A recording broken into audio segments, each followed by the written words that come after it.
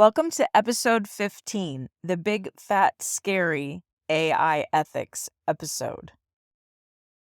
This is a really big topic, and it is tempting to rush headlong down the wide road of unbridled technological progress. The promises of AI are tantalizing. Drones are already being used for precision crop spraying, allowing targeted distribution of pesticides and fertilizers exactly where they're needed.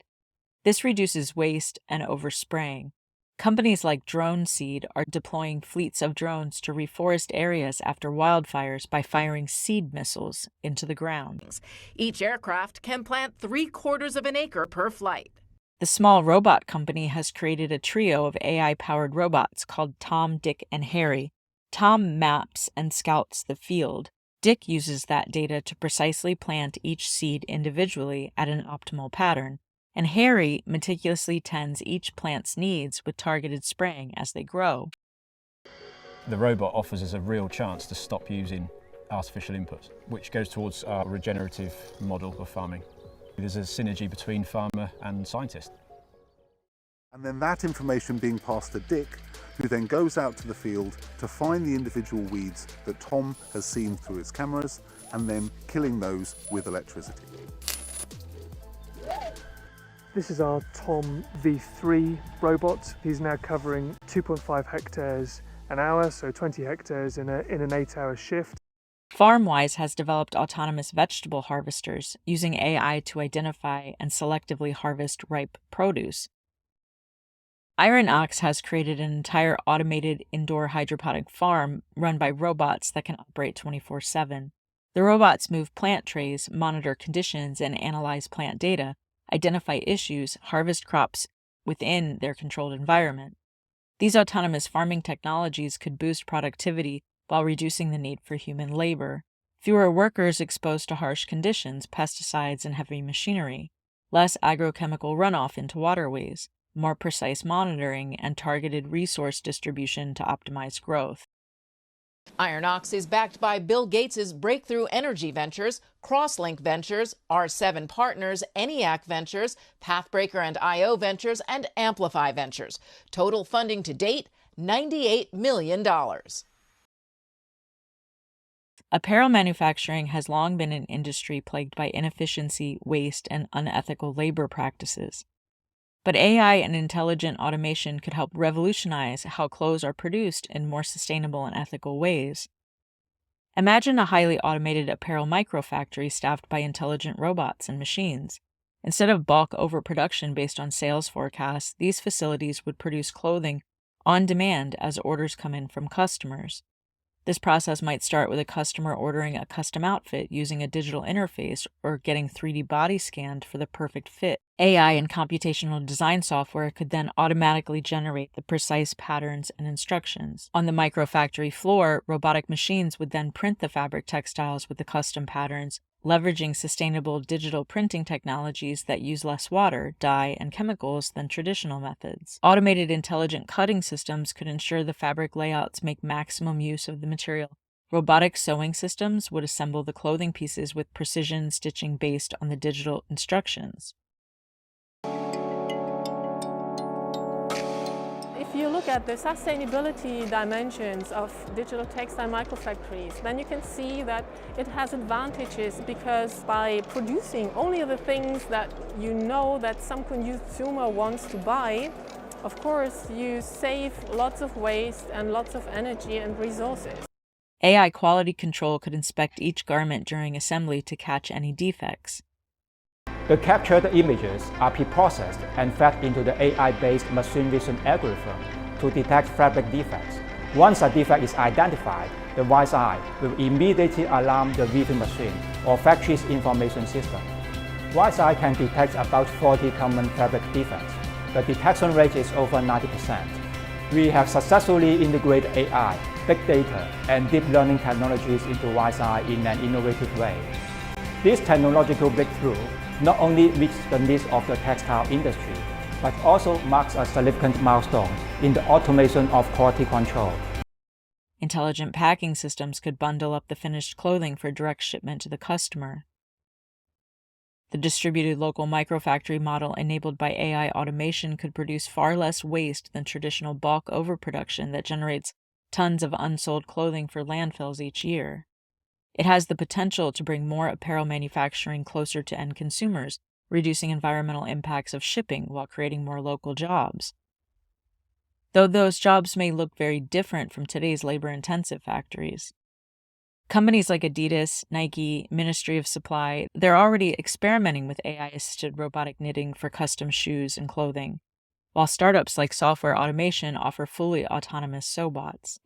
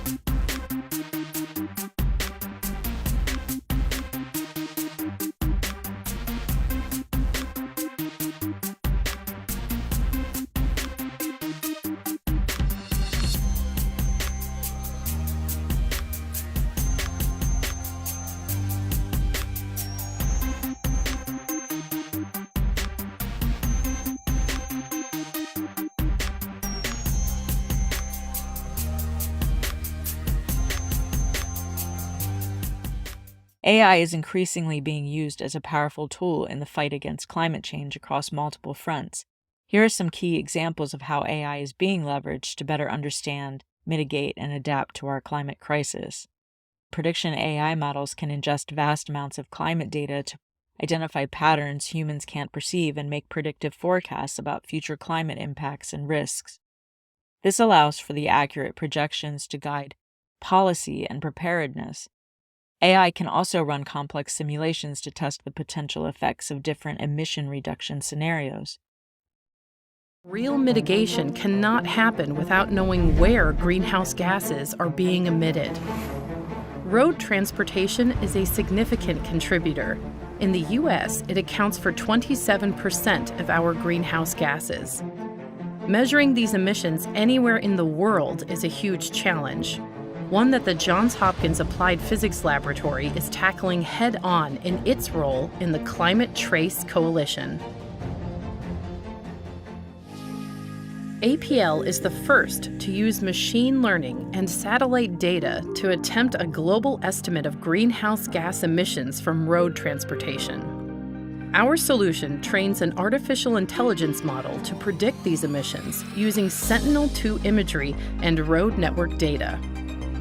To test the accuracy of the model, APL researchers compared its predictions to real-world measurements in areas across the United States. The model's predictions proved accurate, measuring within 39.5 kilograms carbon dioxide per 100 square meters. To enable near real-time processing of this data, a computer pipeline was built which can be run at a global scale. The result of APL's work will be a global map of road transportation emissions at a resolution of 100 square meters, producing more localized and actionable data. Currently, Climate Trace reports emissions from all sectors at the country level, and we are now targeting road transportation emissions for the largest cities around the world. This helps inform targeted policies while also generating big picture data that can enable global action, leading to a brighter future and healthier planet. Environmental monitoring computer vision AI analyzes satellite imagery and aerial photos to monitor deforestation, map biodiversity, track changes in ice caps and glaciers, and identify other ecosystem shifts. AI sensors track greenhouse gas levels, air quality, ocean temperatures, and other vital signs. But first, I'm going to start by just motivating why I think things like environmental and specifically biodiversity monitoring are so important and are such impactful applications for us to work on as computer vision researchers. So first, just biodiversity is in catastrophic decline globally. This is biodiversity across the taxonomic tree, everything from, large-scale mammals, down to birds, down to insects, down to microbes, other types of vertebrates. This paper from 2015 actually also showed that not only are we seeing really severe reductions in species and species extinctions, for example, we're currently seeing extinction rates that are about as high as the last extinction of the dinosaurs. So we're basically living through what's being termed the 6th mass extinction of biodiversity. As a first pass to try to tackle this, last year we released the Auto Arborist dataset. This is a curated dataset that covers 23 cities across North America, 344 genera of trees. We decided to go to the genera level instead of the species level as a first pass.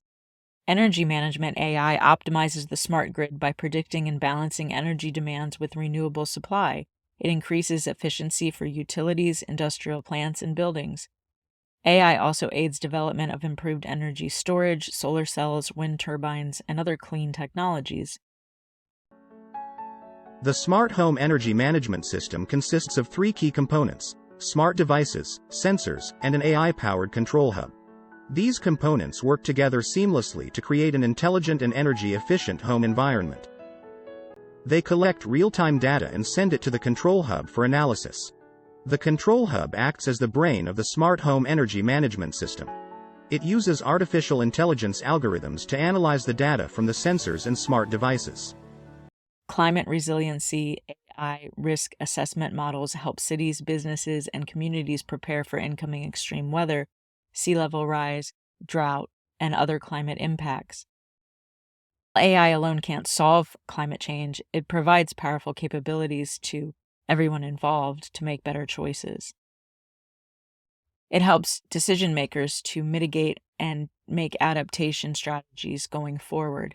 In such a scenario, AI systems would become superintelligent, vastly outperforming humans across virtually all cognitive tasks. They could recursively redesign themselves to be more intelligent at an exponential rate we couldn't hope to match, which is terrifying, but also important in terms of climate change. By identifying priorities, evaluating adaptation strategies, and promoting real stakeholder engagement. Climate risk analysis in sub-Saharan Africa found that climate change will reduce crop yields and the suitability of areas for crop production. Adaptation strategies can help to buffer some of these impacts. For example, early warning systems can predict hazards a couple of weeks before the harvest and help farmers to better prepare for them. While conservation agriculture and agroforestry can improve soil health and water savings. As climate change disproportionately affects women and marginalized groups, a strong collaboration between science and policy can strengthen climate resilience, food security, and gender equality. Thomas Berry had a nuanced perspective on technology and its relationship to the natural world and human spiritual existence. On one hand, he recognized that the human venture itself emerged through our technological genius and creative capacities as a species. He wrote, "The human became the amazingly intelligent spiritual biological species that could invent ways for realizing some of the deepest mysteries of existence." However, Berry also issued stark warnings about how modern technologies, if not grounded in a spiritually informed ethics and reverence for the Earth community, could become highly destructive. He cautioned against what we termed technozoic societies, cultures so hypnotized by their technological inventions that all other modes of being are diminished or dismissed. One of the important things about the emergent universe is that everything is genetically related to everything else. All life forms are cousins to every other life form because the cell, whether it's in an insect or whether it's in the leaf of a tree or whether it's in a bird's wing or in the human brain, all cells are so close, so identical in their composition that they had to emerge out of a common origin.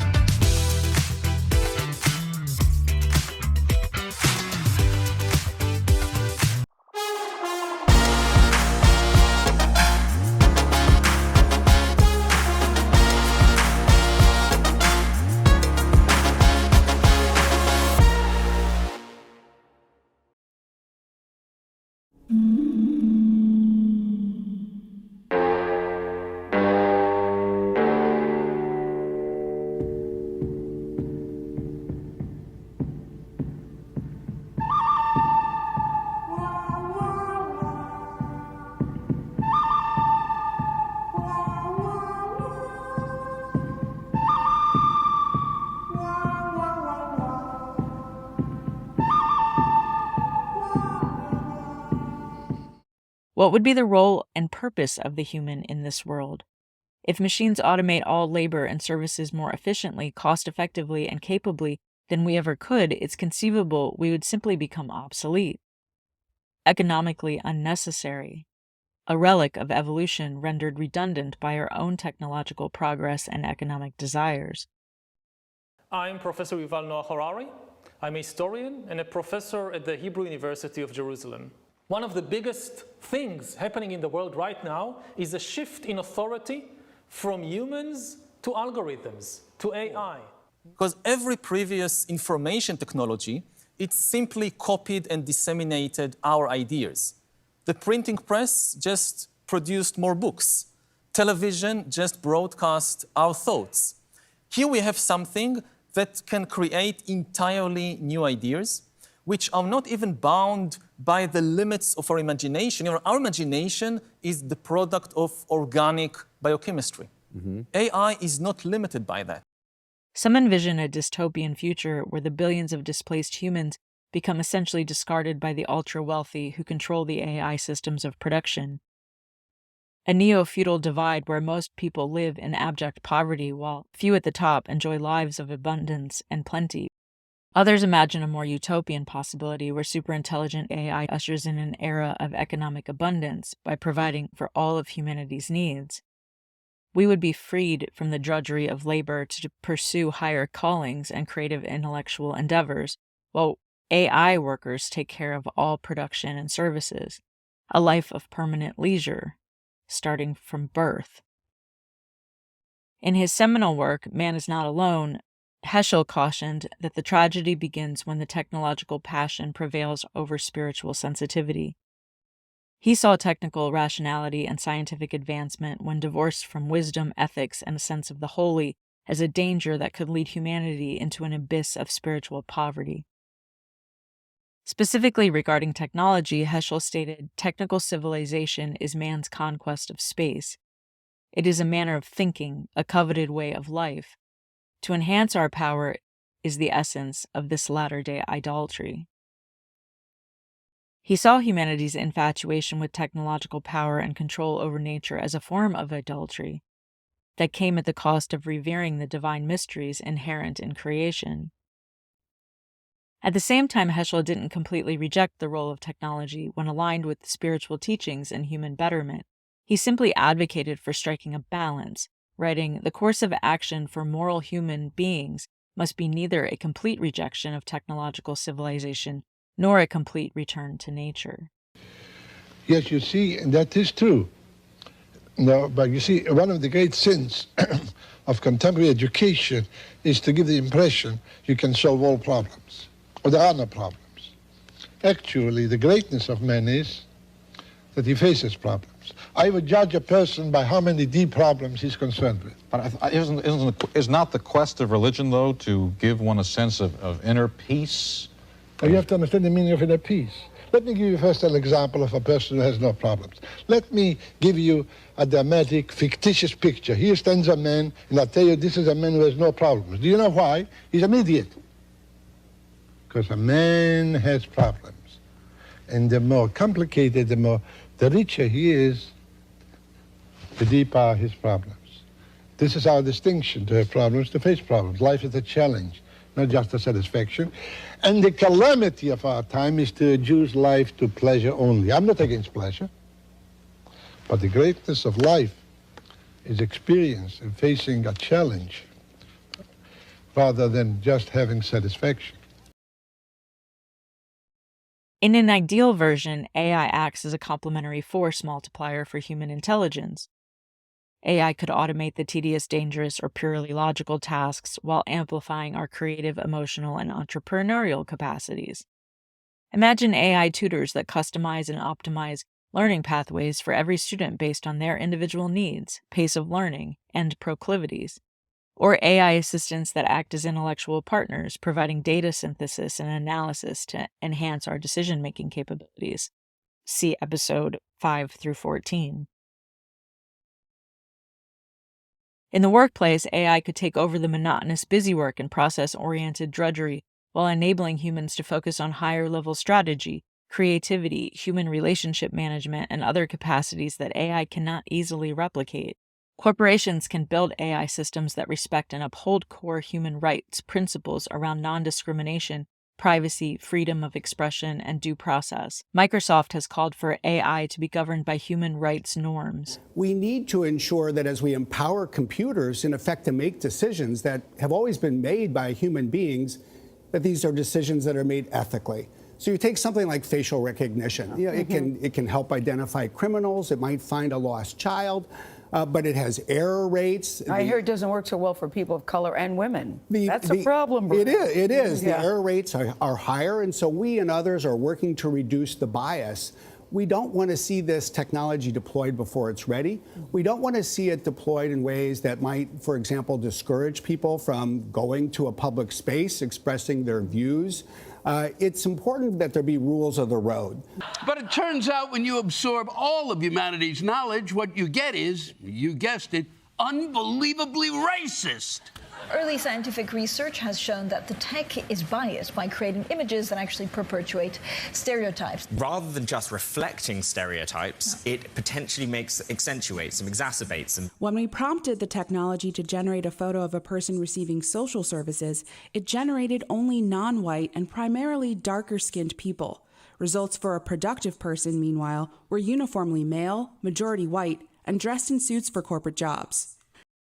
AI capabilities in areas like energy optimization, predictive maintenance, supply chain efficiency, and scientific breakthroughs could help corporations dramatically reduce their environmental footprints and fight climate change. Worker empowerment rather than displacing human workers, AI assistants could be developed to augment and empower people's skills and decision-making. AI-powered products from corporations could help address major societal challenges like accessible healthcare, food insecurity, quality education, and support for an aging population. Corporations can rigorously test their AI systems for bias and discrimination before deployment, while embracing algorithmic fairness, explainability, and accountability as core values. Aligning with human values by including diverse stakeholders and value perspectives beyond just shareholder profits, corporations can ensure their AI pursuits remain aligned with human ethics, safety considerations, and societal benefit. There will be overall displacement in the labor market. You can get the same work done with fewer people. That's just the nature of productivity. So this is like productivity without the tax of more people. Left completely to the market and to their own devices, these are fundamentally labor replacing tools. The CEO of a company laid off 90% of its customer support staff after arguing that AI is kind of the reason. Why did you do this? It seemed a little brutal. It's not, I think. It's brutal if you think as a human. At his core, Thomas Merton was deeply concerned about the dehumanizing effects of a modern technological society. He saw it as increasingly mechanistic, utilitarian, and dominated by the plague of phantasm, a fixation on artificial constructs and pursuits devoid of spiritual or existential meaning. In his book, Conjectures of a Guilty Bystander, Thomas Merton warned, there is a pervasive form of contemporary violence, activism, and overwork. The rush and pressure of modern life are a form of violence. He viewed the frenetic pace and priorities of technological productivity as a violent assault on the human soul and interior life. Merton recognized that technology held beneficial potential when shaped by wisdom and guided by human value. However, he cautioned, as long as we have this blind impulse to conquer nature without understanding her, our science and technology will remain demonic powers. That is to say, a world operating on a natural and balanced level, untrammeled and held captive by a technology and science which all but seem to have surpassed the control of its creators, and finally, and very frighteningly, run amok.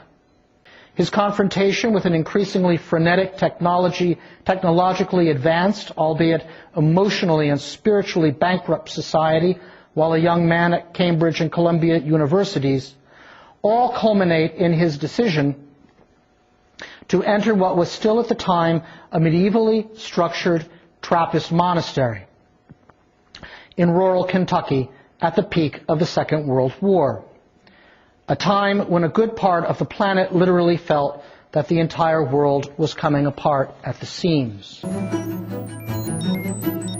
The great risk at this point in time is that artificial intelligence becomes an arms race in which each country only focuses on its own context and see the other countries as competitors. AI might build bridges and connect people and countries, but at the same time could be the other way around. This is the debate that you should care about, because that's the debate that is shaping up our future with technology.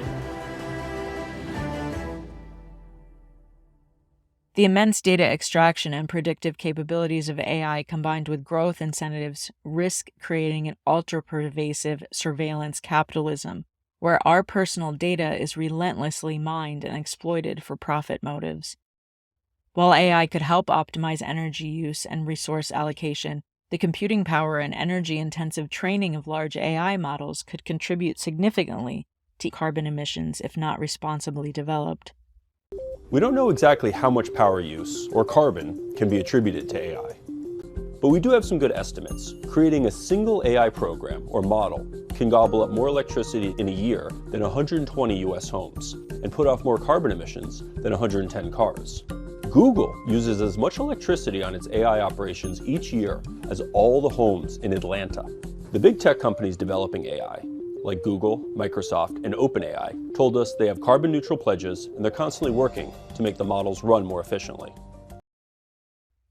At the farthest end of AI risk scenarios, a corporate race for superintelligent AI systems that are misaligned with human ethics and values could potentially result in an existential catastrophe for humanity. There's a big difference between asking a human to do something and giving that as the objective to an AI system. When you ask a human to fetch you a cup of coffee, you don't mean this should be their life's mission and nothing else in the universe matters. Even if they have to kill everybody else in Starbucks to get you the coffee before it closes, they should do that. No, that's not what you mean. Right? You mean all the other things that we mutually care about, they should factor into your behavior as well.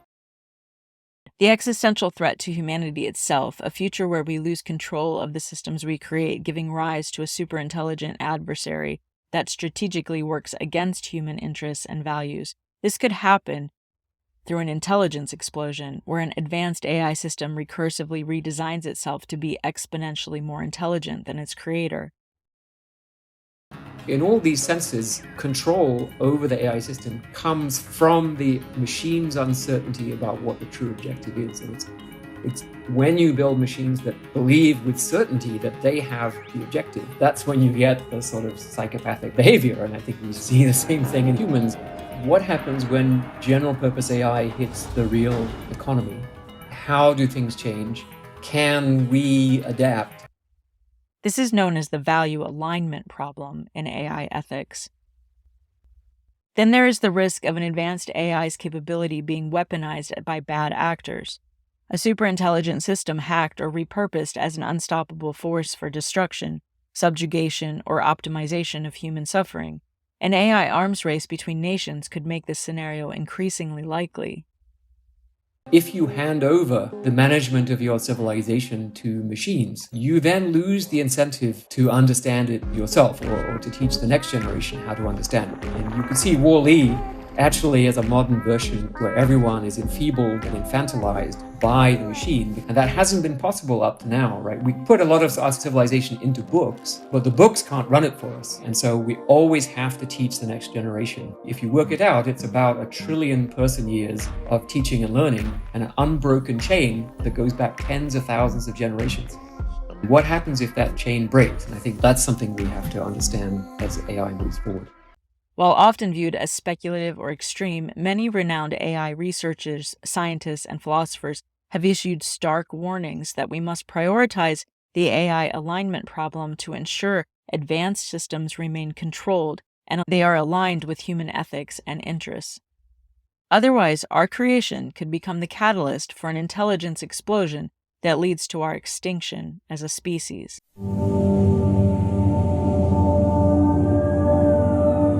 What do you do with the mad that you feel? What do you do with the mad that you feel when you feel so mad you could bite? When the whole wide world seems oh so wrong, and nothing you do seems very right. What do you do? Do you punch a bag? Do you pound some clay or some dough? Do you round up friends for a game of tag or see how fast you go? It's great to be able to stop when you've planned a thing that's wrong and be able to do something else instead. I can stop when I want to, can stop when I wish, can stop, anytime. And what a good feeling to feel like this. And know that the feeling is really mine. Know that there's something deep inside that helps us become what we can. For a girl can be someday a lady, and a boy can be someday a man. There will always be helpers. Anybody who is coming into a place where there's a tragedy, just on the sidelines, always look for the helpers. If you look for the helpers, you'll know that there's hope.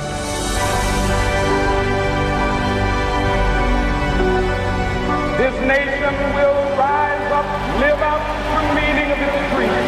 Who taught you to hate the color of your skin? Who taught you to hate the shape of your nose? Don't let anybody ever tell you that it's white or black. Christ belongs to all people. In the midst of darkness, light persists. For women, there is something really new. When we see the Earth from space, we see ourselves as a whole. It is such a simple image. The poorest of the poor are our brothers and sisters. Tear down this wall. Where human beings are being oppressed, there is more work to be done. What is essential is invisible to the eye. Our whole world needs to work on ways to deal with anger. If we can be present to the moment with the person that we happen to be with at the moment, that's what's important.